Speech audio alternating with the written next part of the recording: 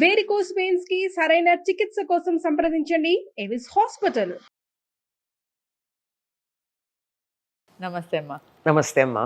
అమ్మ, ఇంట్లో పూజ విగ్రహాలు వెండివి మనం వాడచ్చు అంటారా, వాడకూడదు అంటారా? వాడకూడదని చెప్తారమ్మా. ఎందుకన్నా? ఎందుకంటే రజతం అంటే వెండి దాని రజోగుణాన్ని కలిగింది.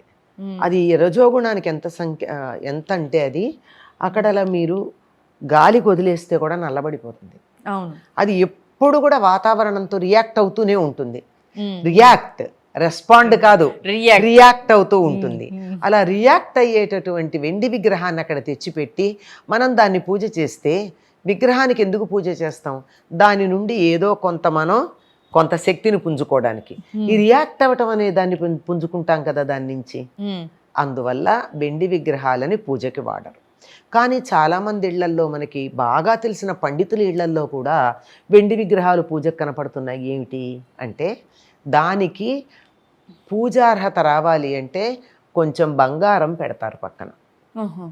కనీసం ఎక్కడో ఒక్కడ ఆ విగ్రహానికి ఎక్కడో ఒక్కడ ఇంత బంగారం తగిలిస్తే తప్ప అది పూజార్హత లేదు. అది ఎంతగా లేదు అంటే, పూర్వకాలం ఇళ్లల్లో వెండి కంచాలలో భోజనం చేసేవాళ్ళు, మీకు తెలుసు కదా. అవును అవును. ఒట్టి వెండి కంచంలో ఎవ్వరూ భోంచేసేవాళ్ళు కాదు. దాని మధ్యలో బంగారం పువ్వు ఉంటేనే దాంట్లో భోంచేయడానికి అర్హత ఉంది. బంగారం తగలకపోతే వెండి పనికి రాదు. మరి వెండిగా ఎందుకు తింటారంటే అది ఆరోగ్యానికి మంచిది, అది వేరే మాట. మనకి ఆధ్యాత్మికంగా పనికి రాలేదు కానీ ఆరోగ్యానికి మంచిది గనక వెండి దాంట్లో భోజనం చేయడం మంచిది ఆరోగ్యానికి, అందుకని తింటారు. కానీ దానికి అధికారం లేదు గనక మధ్యలో కొంచెం బంగారం పెడతారు. మరి జనరల్గా వెండి విగ్రహాలకి మనం పూజ చేయకూడదు అంటే ఏ లోహం అయితే మంచిదమ్మా ఆ విగ్రహాలకి? ఆ వెండి విగ్రహాల దగ్గరికి వచ్చేప్పటికి ఇంకొక సమస్య కూడా వస్తుంది. ఏమిటి అంటే, విగ్రహం పెద్దదిగా ఉండాలనుకుని తెస్తారు, లోపల బోలుగా ఉంటుంది. అవును, బోలుగా ఉన్న విగ్రహానికి ఎప్పుడు పూజ చేయకూడదు. బోలుగా ఉన్నప్పుడు అంటే ఏమవుతుంది, కింద ఎక్కడో ఖాళీ పెట్టి దాంట్లోంచి లోపలంతా తీసేస్తారు కదా, అది పనికిరాదు. ఒకవేళ దాన్ని ఫిలప్ చేస్తే పనికొస్తుందంటే అది కూడా పనికిరాదు. లోపల నిండుగా ఉంటేనే పూజ చేయాలి. అందువల్ల ఇంతవి విగ్రహాలు అయితే మనం నిండుగా ఉండేట్టు చేయగలం, కానీ ఇంతంత విగ్రహాలు పూర్తిగా వెండితో చేయడం అయ్యే పనే కాదు. అంటే ఉంటే ధనవంతులు ఉంటే ఉంటారు అనుకోండి, అన్ని వెండివి చేయించుకున్నటువంటి వాళ్ళు తర్వాత ఏమనుభవించారో కూడా మనం చూసాం, అన్నీ వెండితో చేయించుకుంటే. అందువల్ల అట్లాంటివి కాదు, విగ్రహం నిండుగా ఉండాలి, బోలుగా ఉండకూడదు. అదొక ప్రధానమైనటువంటి విషయం. ఆ తర్వాత మీరు అన్నట్టు దేంతో పనికొస్తుంది అని అడిగారు. పంచలోహాలు కానీ, కంచు కానీ, ఇత్తడి కానీ, కొంతమంది రాగి కూడా వాడారు.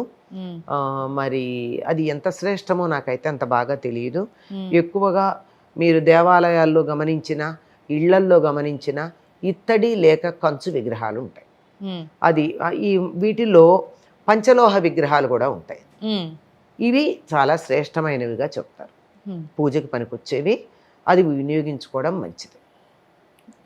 విగ్రహాలు మళ్ళీ అది క్లీన్ చేయడానికి కూడా ఒక పర్టికులర్ రోజు అనేది ఏదైనా ఉంటుందమ్మా? శుక్రవారం మంగళవారం క్లీన్ చేయకూడదని అంటారు కదా విగ్రహాలు. ఎవరు చెప్పారమ్మా శుక్రవారం క్లీన్ చేయకూడదని?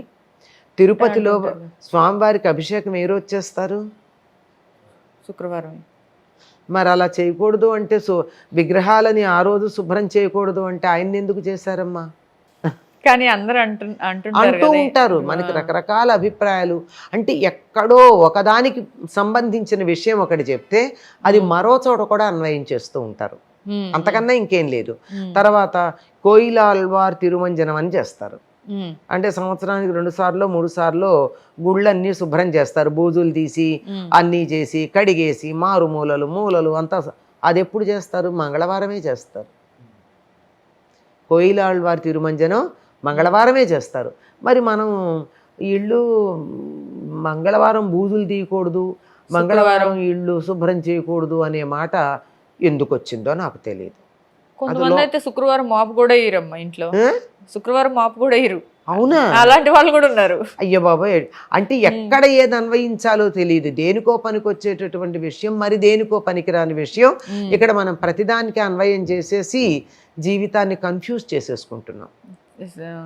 అది అంతకన్నా ఇంకేం లేదు. కన్ఫ్యూజ్ కూడా కాంప్లికేట్ చేసుకుంటున్నాం. ఈ కాంప్లికేషన్ వల్ల కన్ఫ్యూషన్ వస్తుంది. బాగుందమ్మా, ధన్యవాదాలు. సంతోషం తల్లి.